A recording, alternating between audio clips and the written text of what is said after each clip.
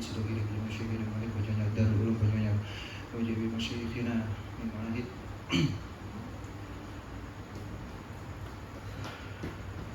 الخليل نور الخليل بقلم وجه بمشايخنا مشايخنا مشايخ أولى مغارب ومغارب.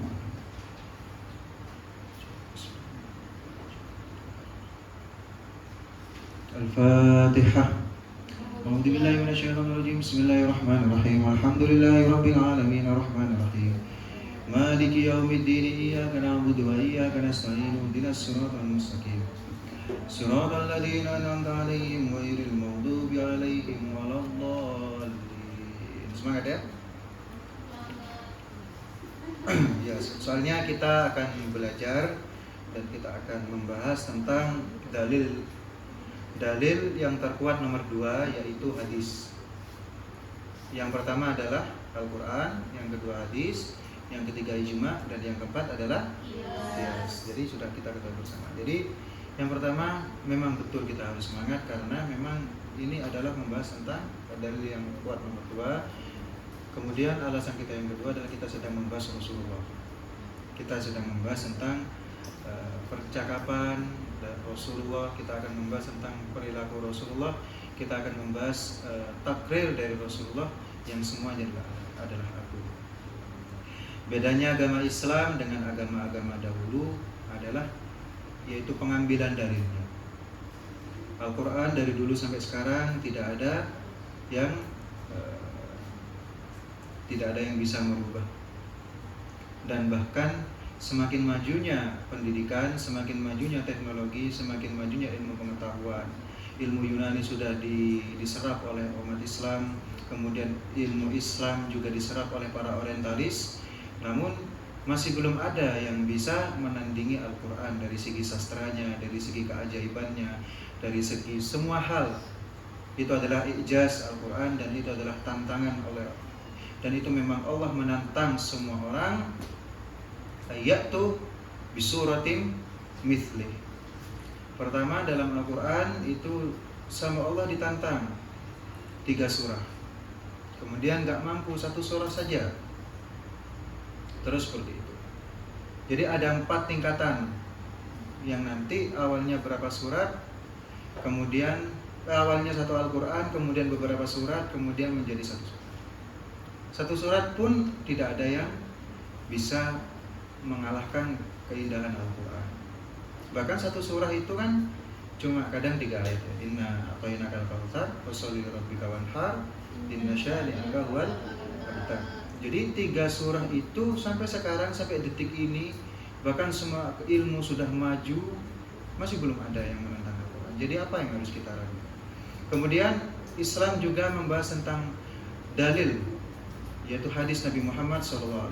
Meskipun para orientalis dan para orang-orang yang ingin menyusup Islam dari dalam dengan mengatakan hadis Rasulullah itu tidak relevan dengan zaman sekarang, namun hakikatnya hadis Rasulullah itu sampai sekarang masih relevan dan masih bisa diamalkan, apalagi dalam masalah fikih. Jadi tidak harus kita buang keraguan itu, harus kita buang bahwasanya memang Islam itu adalah agama yang kafah. Islam adalah agama yang sempurna. Jadi gak ada kata tidak semangat dalam belajar hadis Rasulullah. Dan yang selanjutnya, ini mukadimahnya dulu ya. Selanjutnya yaitu semoga kita belajar hadis ini itu mendapatkan syafaat Rasulullah SAW.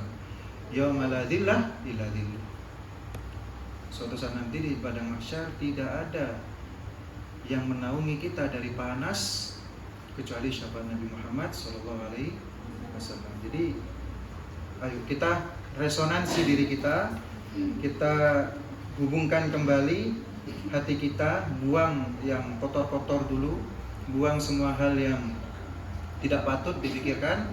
Kita fokus, kita anggap Rasulullah sedang bersabda hari ini. Paham ya? Bismillahirrahmanirrahim. Babu izalatin najasah. Bab menerangkan tentang menghilangkan najis.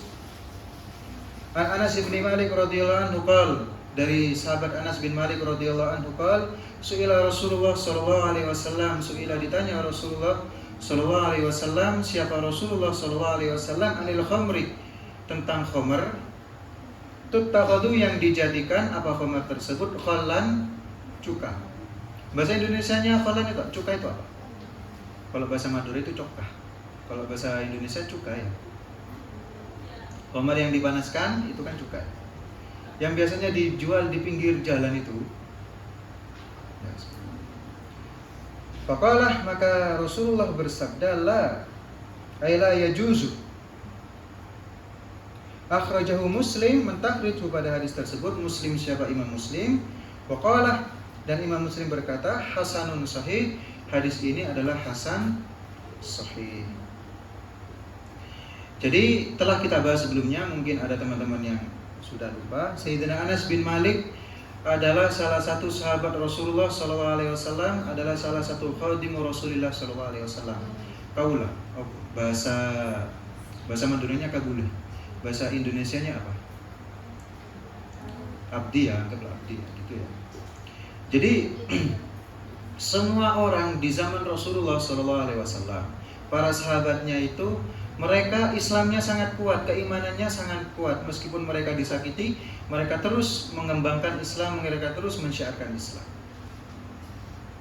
Maka dari itu, semuanya berlomba-lomba untuk memperoleh ridha Allah. Para sahabat mengambil perannya masing-masing. Sayyidina Bilal bin Rabah dengan adhannya, dengan pengabdiannya ke masjid Nabawi, dia selalu adhan.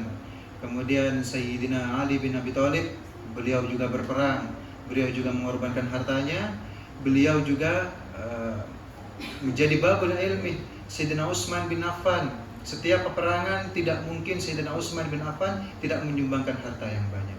Jadi Sayyidina Utsman bin Affan, meskipun beliau adalah salah satu yang al-mubasysyar bil jannah, namun beliau tetap semangat agar mendapatkan ridha Allah Subhanahu wa taala.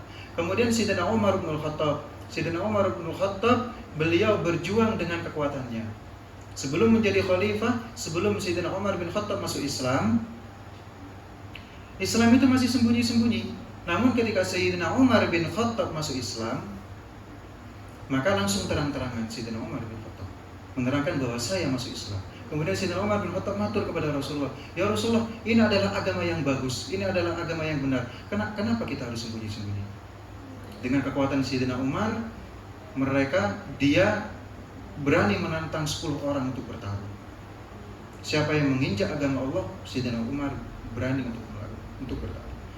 Dan namanya Ummu Kulsum kalau tidak salah. Bukan Ummu Kulsum. Ya ibunya Sayyidina Anas bin Malik lah.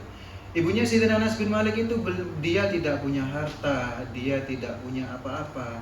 Dia yang mau berperang, dia perempuan. Maka salah satu cara agar ia tidak kalah saing beramal ibadah, maka dia dengan membawa anaknya yang namanya Anas, membawa kepada Rasulullah, ya Rasulullah, ini putra saya, ini anak saya kasih ke jenengan. Terserah mau ngapain, terserah mau diapakan sama jenengan. Maka dari itu Sayyidina Anas bin Malik selama 10 tahun Sayyidina Anas bin Malik menjadi pembantu Rasulullah.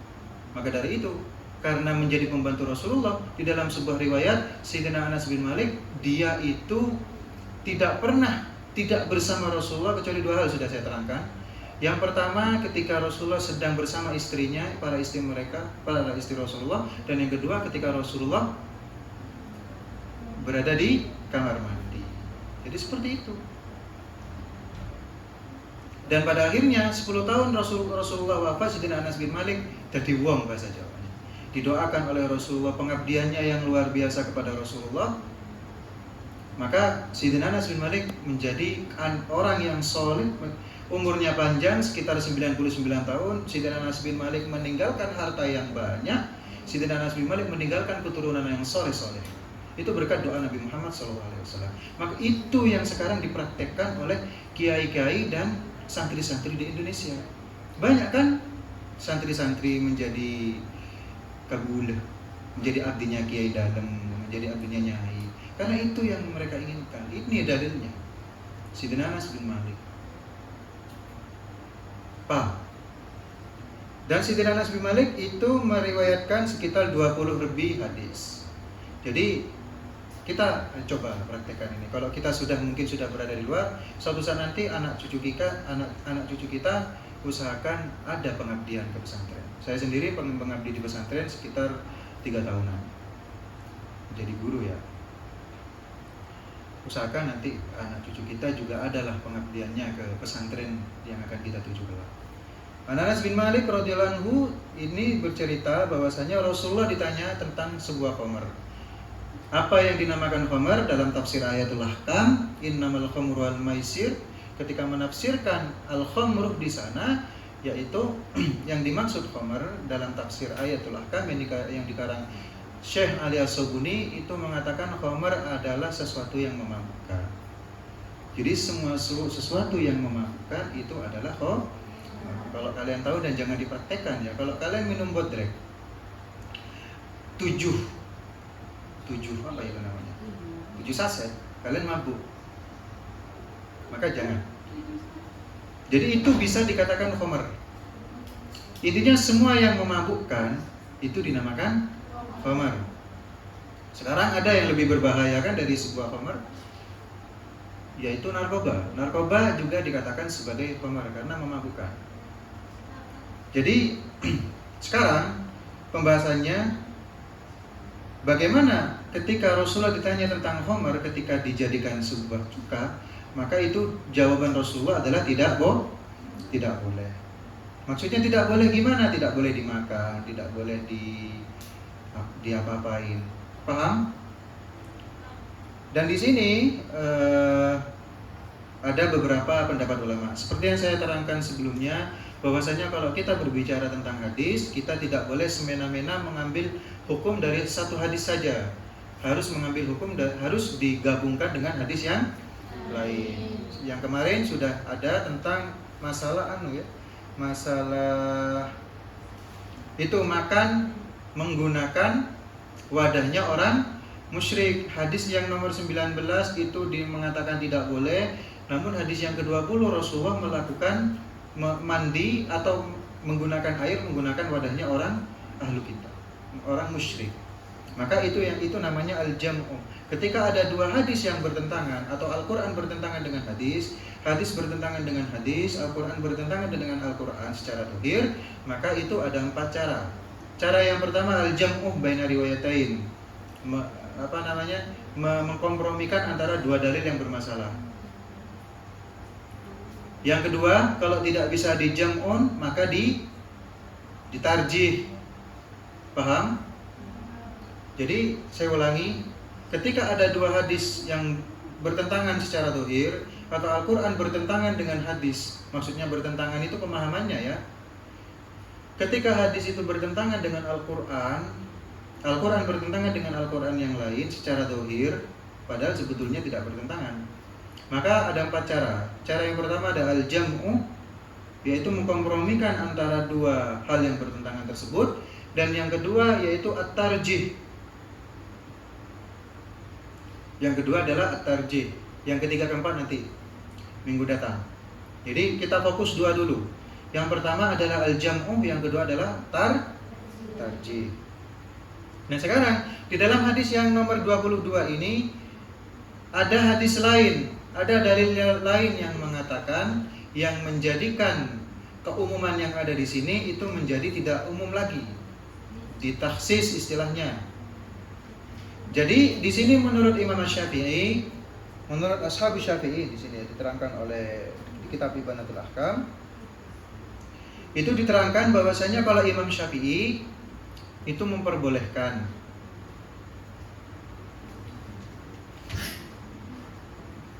Kalau Ashabu Ahmad itu Ashabu Malik tidak memperbolehkan.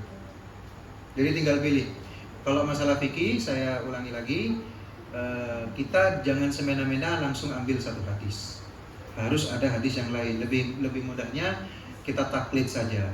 Kita taklid pada imam yang sudah ada, imam 4. Imam Syafi'i kayak Imam Malik kayak Imam Ahmad kayak atau Imam siapa lagi? Imam Syafi'i, Imam Malik, Imam Abu Hanifah. Kalian terserah, misalkan sholatnya ikut Imam Syafi'i, wudunya ikut Imam Malik, boleh tidak? Boleh, gak apa-apa. Misalkan masalah munakahat, masalah pernikahan, mengikuti Imam Malik tidak apa-apa. Meskipun kita merasa kita adalah ashabus Syafi'i, menggunakan mazhab Imam Syafi'i, tidak apa-apa, terserah. Soalnya yang wajib itu kita ikut Al-Quran dan hadis. Karena kita nggak mampu ikut Al-Quran dan hadis, maka kita ikut ulama. Terus wa anhu radhiyallahu anhu qol, dari Sayyidina Anas bin Malik ya radhiyallahu anhu qol, beliau berkata, lamma kana yaum Khaibar, ketika ada yaum Khaibar di hari Khaibar, amarah memerintah Rasulullah sallallahu alaihi wasallam, siapa Rasulullah sallallahu alaihi wasallam, Abu Talhah, terhadap Abu Talhah, fanada maka dia memanggil, innallah, sesungguhnya Allah, wa rasulahu, dan rasulnya Allah, yanhakum, melarang kalian, an luhumil humuril ahliyah, dari dagingnya humur, keledai ahliyah. Ahliyah itu keledai, ahliyah itu gimana ya namanya? Ahliyah itu Arab, pribumi. Jadi misal ini kan beliau berkata di Arab kan, berarti yang dimaksud ahliyah itu humur, al-humur ahliyah yang ada di Arab. Tapi misalkan saya berkata, misalkan anak adik-adik santri tidak boleh memakan ad-dujaj ahliyah. Tidak boleh. Apa dujaj artinya? Ayam ya. Ad-dujaj ahliyah, tidak boleh memakan ad-dujaj ayam ahliyah, berarti ayam bukan ayam kampung, ayam Indonesia gitu. Paham? Soalnya ayam Indonesia dengan ayam luar negeri beda. Jadi kata-kata ahliyah di sini itu termasuk qayyid, termasuk takyid. Paham? Berarti misalkan keledai Indonesia boleh tidak dimakan? Kan nggak ada dalam hadis, ya boleh. Paham? Kemudian pernah ada Rasulullah itu di waktu ada di salah satu perang, itu Rasulullah itu membolehkan memakan dobbun. Dobbun itu artinya adiknya itu loh, adiknya buaya itu apa namanya? Hah? Apa? Nyambe. Nyambe ambek biawa ya. Ya pokoknya adiknya buaya itu loh. Ya itu. Dobbun istilahnya. Saya pernah salah sangka tentang dobbun. Itu dobbun, bahwa itu Rasulullah itu menghalalkan dobbun dulu di Arab.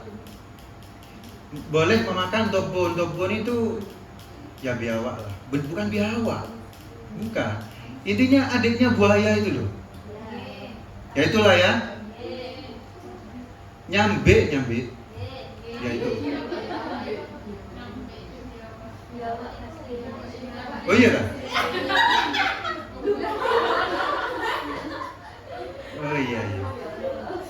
Oh iya yang anu itu komodo. Iya. Ya pokoknya bahasa Jawanya itu nyambe. Jadi saya kira itu dobbun itu nyambe biawak yang ada di Indonesia, ternyata tidak sama. Saya baca kitab fikih Indonesia itu pernah saya baca di sebuah keterangan bahwasanya dobbun dengan biawak yang di sini itu beda. Paham? Jadi Rasulullah itu memperbolehkan memakan dobbun, tapi dobbun yang ada di Arab. Lek nyambe tetap gak oleh. Kalau di pedesaan itu, saya dulu pas tinggal di desa di daerah Gresik, itu banyak orang-orang kampung itu kalau ada nyambe, kalau ada biawak itu ditangkap kemudian dimakan. Ya dimasak sing jelas piye sih. Lah ini sama. Bahwasanya Rasulullah itu melarang memakan dagingnya humuril ahliyah. Humur itu himar, keledai, ahliyah, keledai Arab. Seperti apa keledai? Ada yang tahu?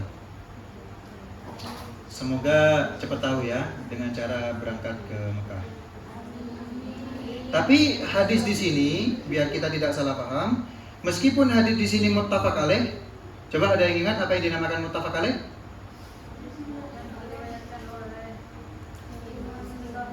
Hadis yang diriwayatkan oleh Imam Bukhari dan bedanya dengan akhrajahu syaikhon apa? Oh, kan ada akhrajahu syaikhon, ada muttafaq alaih. Syaikhon itu kan istilah dalam mustalah hadis kan Bukhari dan Muslim kan. Ada dalam hadis itu akhrajahu syaikhon, ada yang muttafaq alaih. Kalau akhrajahu syaikhon dengan muttafaq alaih ada bedanya. Bedanya kalau akhrajahu syaikhon itu biasanya lafadznya tidak sama. Paham? Kalau muttafaq alaih itu lafadznya sama, rawi hadisnya sama. Paham? Kalau muttafaq alaih itu antara Imam Bukhari dengan Imam Muslim itu lafadznya sama, rawi hadisnya juga sama. Apa? Ngerti maksudnya rawi hadis kan? Ya kan dari Rasulullah kan ke bawah itu banyak kan? Hadasana terus itu sama. Gak ada yang berbeda satu kali pun. Itu namanya muttafaq alaih. Kalau akhrajahu syaikhon itu kadang lafadznya ada yang tidak sama atau kadang lafadznya sama semua, namun di atas periwayatannya itu riwayat-riwayatnya ada rawi yang tidak sama. Tapi tetap itu sahih, hadisnya sahih. Namun ketika ada kata muttafaq alaih itu berarti kesahihannya sudah tidak bisa diragukan. Maka itu yang asalnya, maka itu dilalahnya kalau di usul fikih menjadi qat'iyud dilalah. Ada dua ya, ada dhanniyud dilalah, ada qat'iyud dilalah, ada qat'iyud dilalah. Kalau qat'iyud dilalah, oh maaf. Kalau sudah muttafaq alaih itu bukan dhanniyul wurud, namun qat'iyul wurud. Ada qat'iyul wurud, ada dhanniyul wurud. Ada qat'iyud dilalah, ada dhanniyud dilalah. Bedanya kalau wurud itu maksudnya datang. Jadi kalau Al-Qur'an itu qat'iyul wurud. Paham? Kalau Al-Qur'an itu qat'i, maksudnya datang. Qat'i itu artinya pasti, wurud itu datang. Jadi maksudnya adalah datangnya itu secara pasti, maksudnya tidak diragukan lagi bahwa Al-Qur'an itu memang betul-betul asli, otentik. Paham? Sama dengan hadis yang muttafaq alaih itu qat'iyul wurud juga. Paham? Qat'iyul wurud dalam artian hadisnya itu sudah orisinal, sudah betul-betul ori, garansi 100% ori, itu memang dari Rasulullah sallallahu alaihi wasallam. Paham? Kemudian kalau dhanniyud dilalah dan qat'iyud dilalah itu tentang dilalahnya. Al-Quran itu qat'iyul wurud, namun dilalahnya ada yang qat'iyud dilalah, ada yang dhanniyud dilalah. Paham? Makanya ulama kontemporer, bukan cuma kontemporer, dari dulu sampai sekarang, bahwasanya ketika ada orang menjelaskan tentang Al-Qur'annya betul, kadang penafsirannya yang salah karena Al-Qur'an itu qat'iyul wurud, namun isinya itu dhanniyud dilalah, tergantung yang menafsirkan. Ada juga yang qat'iyud dilalah. Terus. Nah, kita kembali ke pembahasan bahwasanya Rasulullah menyuruh Abu Talhah untuk mengatakan bahwasanya dilarang memakan luhumil humuril ahliyah.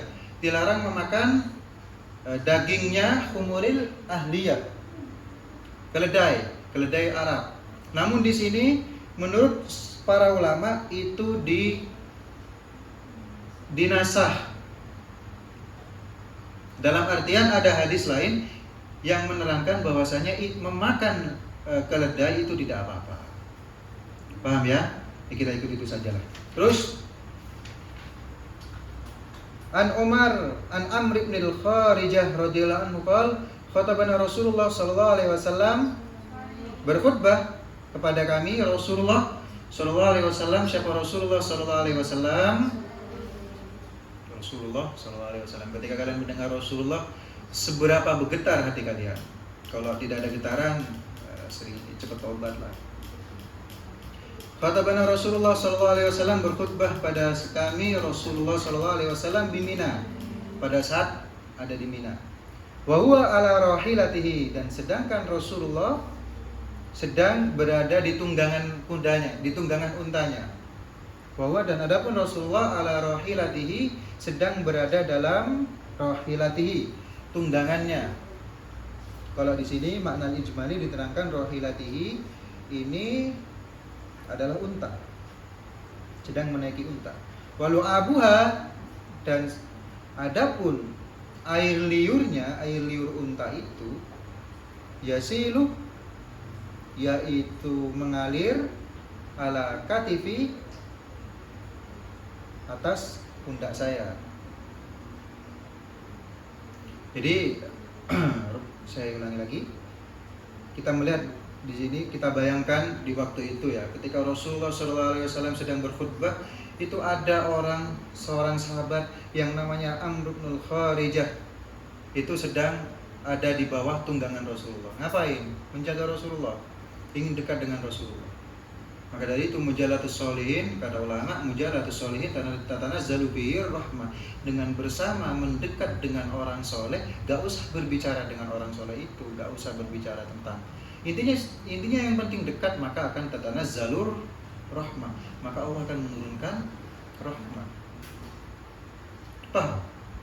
Ini makanya kita mungkin sekarang sudah expired ya, santrinya sudah ada di luar. Namun pada saat santri atau kalian mungkin punya adik, punya siapa yang masih mondok, kasih tahu, sering-sering bareng dengan orang-orang soleh, maka dengan otomatis rahmat itu akan datang, baik dari orang soleh itu sendiri atau dari hal lain. Bahasa simpelnya, keuntungan itu akan ada ketika kita bersama dengan orang soleh. Ini contohnya.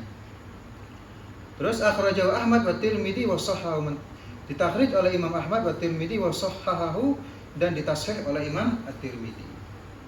Begini, di dalam hadis Bulughul Maram ini kita akan mempraktekkan semua hal yang dinamakan hadis, yaitu ma ja'a min Rasulillah sallallahu alaihi wasallam min qaulin aw fi'lin aw takririn. Paham? Jadi dalam Bulughul Maram ini itu ada qauli, ada fi'li, ada takriri. Yang di sini termasuk apa? Fi'li, qauli, apa takriri? Hadis yang ke-24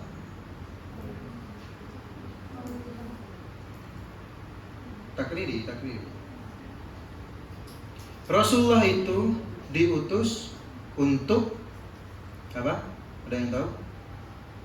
Rasulullah itu diutus untuk wa ma arsalnaka illa rahmatan lil alamin. Apa Al-Quran? Insyaallah ya. Jadi Rasulullah itu diutus untuk memberikan rahmat, dan Rasulullah, kata ulama, tidak mungkin apabila ada kemungkaran, ada hal yang mungkar, itu Rasulullah tidak mungkin tidak komen. Rasulullah tidak mungkin tidak bersabda sedetik apapun. Paham? Wa ma yantiqu anil hawa in wa illa wahyun yuha. Karena Rasulullah itu memang semuanya nanti akan dijadikan dalil. Seperti ini. Kalau kita lihat keadaannya kan biasa saja sebetulnya. Rasulullah sedang berkhutbah, kemudian air liur unta tersebut mengalir dan terkena pundaknya orang itu, terkena pundaknya Amr ibn Kharijah. Rasulullah tidak menegur, Rasulullah tidak ngapa-ngapain. Berarti kesimpulannya bahwasanya air liur unta itu suci. Paham? Paham ya? Jadi seperti ini muttafaq alaih. Bukan muttafaq alaih, ini semua ulama sepakat bahwasanya air liur unta itu suci. Kalau pengen sehat, minum susunya unta. Terus An Aisyah radhiyallahu anha qalat, dari Sayyidah Aisyah radhiyallahu anha qalat, kana Rasulullah sallallahu alaihi wasallam,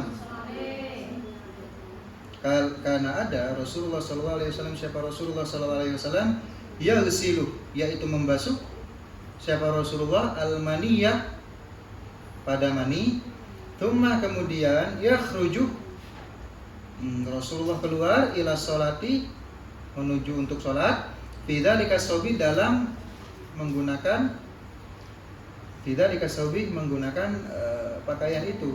Wa ana, dan sedangkan saya anduru ila asaril ghusli, saya ingatkan lagi ya. Saya akan memberi makna jadinya saja.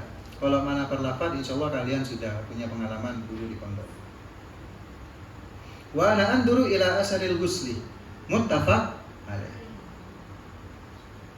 Terus coba saya ulangi, saya simpulkan ya, bahwasanya Rasulullah itu terlihat membasuh air mani, kemudian Rasulullah keluar menggunakan baju yang telah dibasuh tadi untuk sholat. Maka kesimpulannya adalah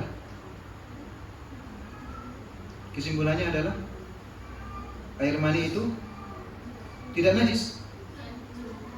Najis apa tidak najis? Najis tidak najis, terserah wis. Nanti saya simpulkan yang benar.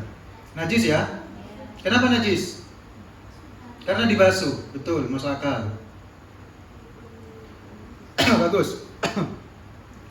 Yang mengatakan tidak najis, kenapa?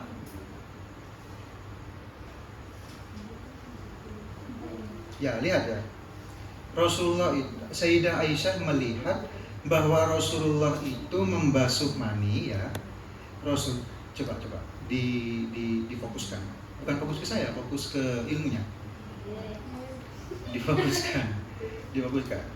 Coba, Rasulullah itu membasuh, Sayyidah Aisyah mengatakan Rasulullah itu membasuh mani ya. Berarti membasuh menggunakan air. Maksud membasuh menggunakan air. Rasulullah itu membasuh mani, kemudian Rasulullah itu keluar untuk sholat menggunakan baju yang dia pakai, baju yang ada mani tersebut.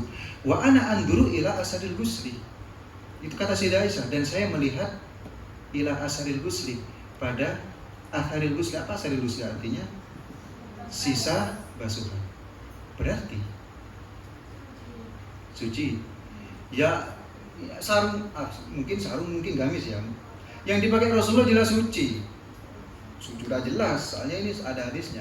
Saya nanya, mani suci apa tidak melihat di sini? Tidak ya. Karena ya, kalau kalian mungkin punya hadis lain yang bisa mengatakan.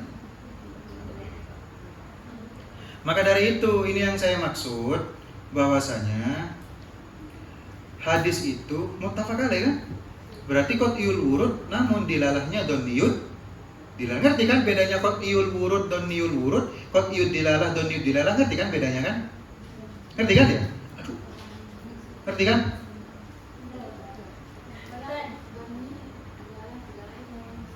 Oh ya. Ini cocok untuk dijadikan contoh hadisnya. Ini kan muttafaq alaih. Jadi ingat, ada dua ya. Ada wurud, ada dilah. Wurud dibagi dua. Ada yang qat'iyul wurud, ada yang dhanniyul wurud. Yang dilalah dibagi menjadi dua. Ada yang qat'iyud dilalah, ada yang dhanniyud dilalah. Sekarang wurud itu apa? Wurud itu dilihat dari palsu atau tidaknya hal. Wurud istilahnya, datangnya hadis itu atau datangnya sesuatu itu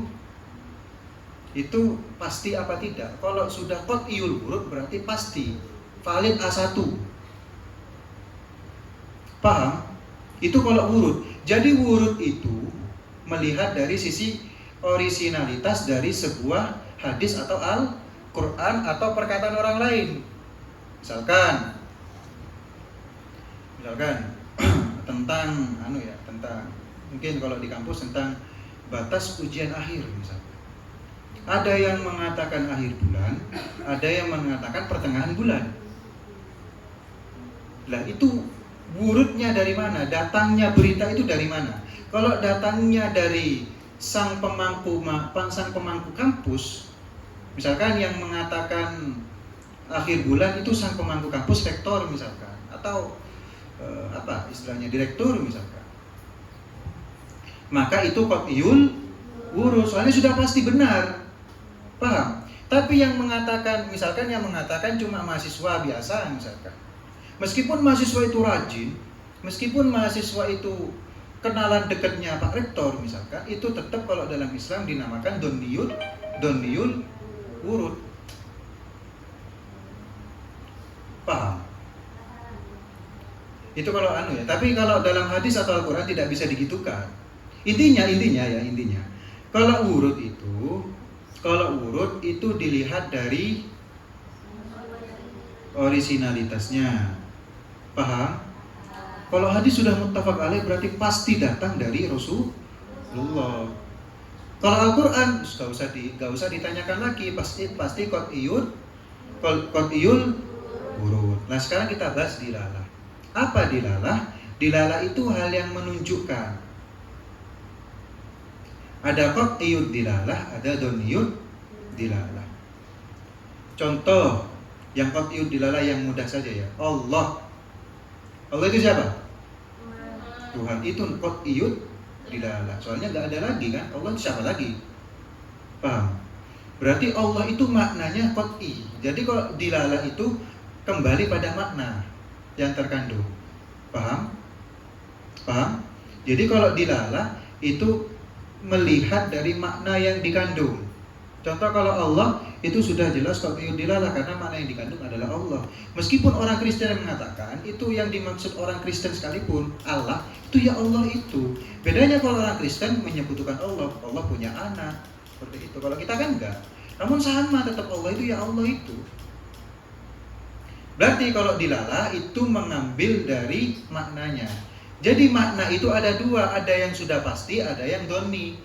Apa yang dimaksud doni? Doni itu adalah ya kebalikannya qat'i, tidak pasti gitu. Bisa benar, bisa salah. Kalau qat'i itu 100% paham? Lah dalam hadis ini karena Rasulullah sallallahu alaihi wasallam yusilul maniyya thumma yakhruju ila shalah fi dzalika sawi wa ana anduru ila asalil ghusli muttafaq alaih. Wis, kalau kita berbicara wurud ini qat'iyul wurud apa donniyul wurud? Qat'iyul wurud kan? Soalnya sudah muttafaq alaih hadisnya. Paham?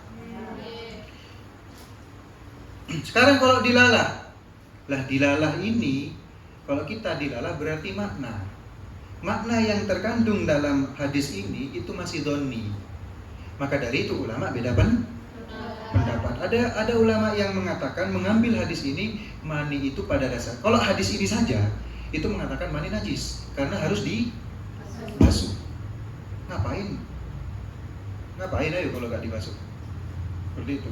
Namun ulama sepakat bahwasanya pada akhirnya mani itu suci. Mengambil dalil Al-Quran. Paham? Maka dari itu kembali kepada proses dalam pengambilan hadis, pengambilan hukum bahwa kita tidak bisa mengambil satu hadis. Namun kata ulama, saya ulangi lagi biar gak salah paham, kalau hanya mengambil ayat ini, mengambil hadis ini, sebagian ulama mengatakan mani itu najis awalnya. Kalau cuma melihat hadis ini. Paham? Maka dari itu semua kebanyakan yang ada dalam Al-Quran atau yang ada dalam hadis, kalau kita membahas tentang dilalah, membahas tentang makna itu semuanya donni, tergantung ijtihad ulama. Jadi kita boleh percaya, boleh tidak, gak apa-apa. Yang tidak boleh itu kita, misalkan naudzubillah kita tidak percaya, kita masih meragukan bahwa Al-Quran itu, apakah betul Al-Quran itu memang orisinal dari Allah? Kan kalau kalian di IAT ya, mungkin kalau yang lain saya tidak tahu. Itu kan pasti pernah ada pelajaran tentang apa istilahnya itu? Penulisan Al-Quran itu apa istilah bahasa kampusnya itu? Penulisan Al-Quran dari zaman Nabi sampai sekarang itu apa istilahnya? Apa? Iya, kodifikasi. Kalau kita membahas tentang kodifikasi Al-Quran, kalau kalian membaca orang orientalis itu ada yang meragukan keorisinalitas Al-Quran, namun sudah dibantah. Itu sudah isu yang usang. Salah satu orientalis, saya lupa siapa, itu mengatakan pada zaman pengumpulan Al-Quran yang digagas oleh Sayyidina Abu Bakar, yang sekretarisnya adalah Zaid bin Sabit, kemudian ada 7 sekretaris kalau tidak salah, itu bisa diyakini bahwasanya ada Al-Quran yang hilang. Paham? Kata orientalis, namun tidak, sudah dibantah. Sudah dibantah oleh ahli sejarah, sudah dibantah oleh ahli-ahli yang bagus. Lah, itu yang kita tidak boleh. Kalau kita mengatakan Al-Quran itu misalkan palsu, atau ada yang buatan Nabi Muhammad, atau ada yang hal-hal yang lain, maka hukumnya kalau dalam Safinatun Najah, kalau dalam Sulam Taufik kita dihukumi murtad. Naudzubillah min. Jadi kembali ke pembahasan. Saya teruskan dulu. Wali muslimin laqad kuntu afruquhu min saubi Rasulillahi farkan fayusalla fi. Dan menurut Imam Muslim, di dalam lafadznya Imam Muslim, laqad kuntu afruquhu, laqad sungguh kuntu saya afruquh. Afruquh itu gini loh. Misalkan di sini ada noda, diginikan. Apa afruquh itu? Ya dikerik menggunakan tangan tadi. Jadi Sayyidah Aisyah itu sisa maninya Rasulullah itu dikeruk pakai tangan beliau Sayyidah Aisyah min saubi Rasulillah sallallahu alaihi wasallam, dari baju Rasulullah sallallahu alaihi wasallam, farkan dengan kerukan, fa yusalla fihi, kemudian Rasulullah salat di dalamnya.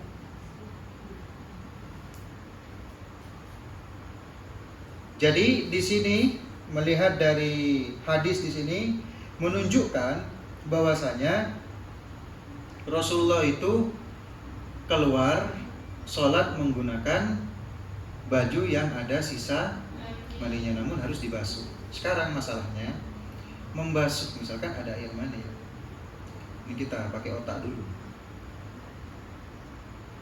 Kita pakai ada air mani misalkan nggak dibasuh, misalkan sudah kering, misalkan nggak dibasuh langsung sholat, mengambil hadis ini boleh tidak?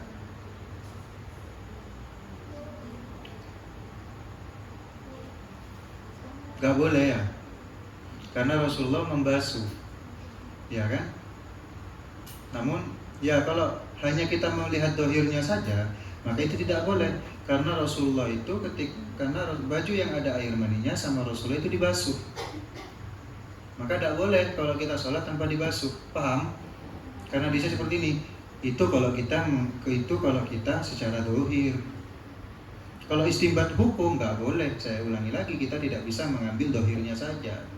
Harus pakai hadis lain, kemudian harus menggunakan ilmu balaghah juga, menggunakan usul fikih juga untuk menelisik dan menguraikan hadis ini. Intinya mani itu suci. Intinya lagi, ini kan Sayyidah Aisyah. Sayyidah Aisyah itu siapanya Rasulullah? Istrinya ya? Berarti seorang istri harus mengambil di sini. Seorang istri harus membersihkan bajunya. Guyon.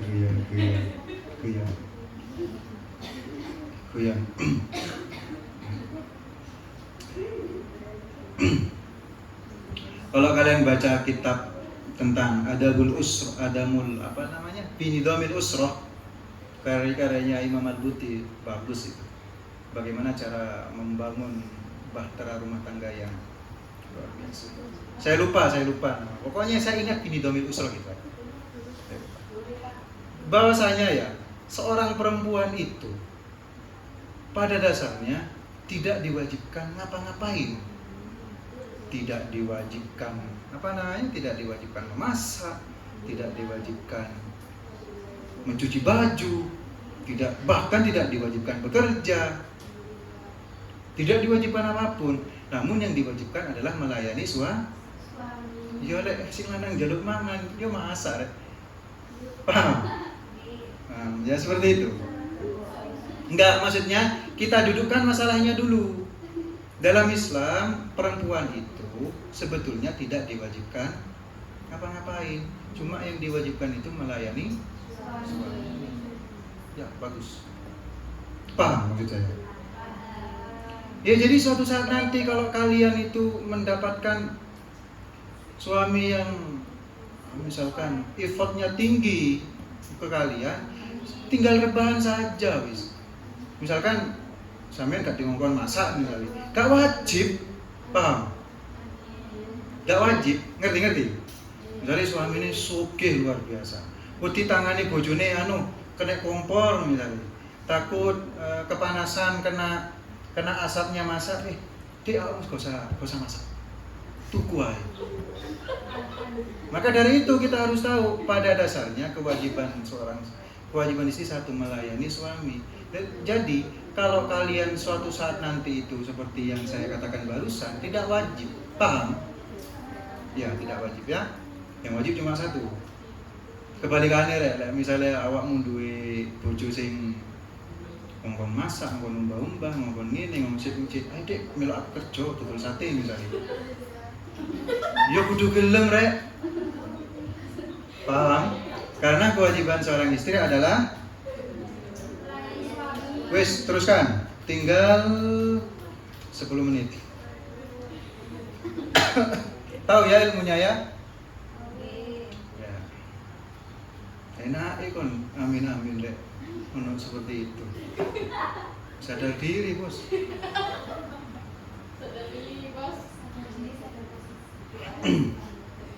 An Abi Samhi radhiyallahu anhu qala, dari sahabat Abi Samhi radhiyallahu anhu qala Rasulullah sallallahu alaihi wasallam, yusalu min baulil jariyati, dibasuh min baulil jariyati, dari kencingnya al jariyah.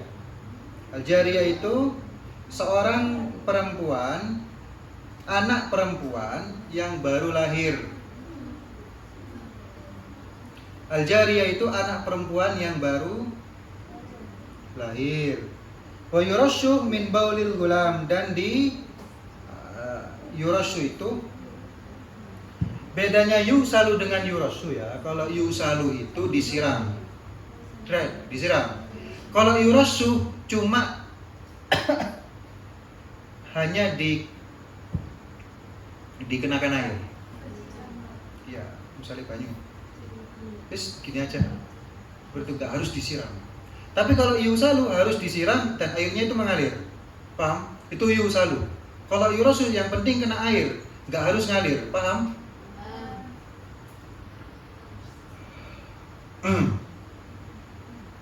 Jadi kalau anak yang baru lahir itu perempuan, maka itu harus dibasuh. Kemudian kalau yang lahir anak laki-laki, maka harus maka cukup dikasih air. Kalau kencing, paham? Kalau kencing. Di sini menggunakan hadis yang lain atau dalil yang lain, bahwasanya anak kecil baik laki-laki ataupun perempuan tetap harus dibasuh ketika dia sudah makan. Kalau belum makan cuma meminum air ASI ibu, maka tidak apa-apa. Maksudnya tetap disiram kalau perempuan, kalau laki-laki cukup dikasih air, paham? Tapi kalau sudah makan, biasanya kalau baru lahir itu apa biasanya? Makan gedang, makan di apa itu? Seingat saya ya, adik saya itu dulu pas baru lahir dapat 2 hari, entah 2 hari atau berapa hari saya lupa. Itu kayaknya makan pisang. Ya duduk pangan ini deh, maksudnya ya di itu loh. Kedua, kalian perempuan kok nggak tahu ya? Ya beda tempat, beda cara lah ya. Netizen Indo ini kalau nggak sama selalu menghujat. Jadi kalau sudah makan, maka harus dibasuh kalau kencing, paham? Kalau belum makan, cukup dikasih air, nggak harus dibasuh. Perbedaan membasuh dengan dikasih air, maksud saya kalau membasuh harus airnya jalan, paham ya?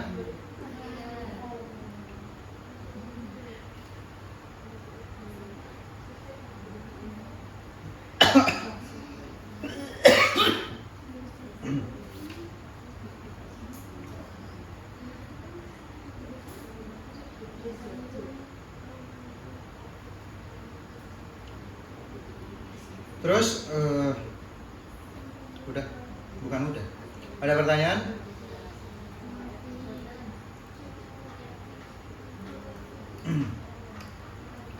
Mungkin ada pertanyaan terkait dengan ini hadis. Kalau bisa saya jawab, kalau nggak bisa ya nggak saya jawab. Hadis atau hal-hal yang berhubungan dengan hadis ini, silahkan.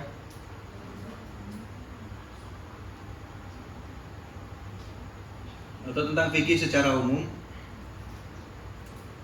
Sebetulnya spesialisasi saya itu bukan di hadis. Gimana? Itu sudah makan berarti? Iya. Kan masuk kan? Ya masuk banyak dipangani banyak kan tetap anu kan tetap. Ya meskipun hanya sedikit tetap harus dikasih.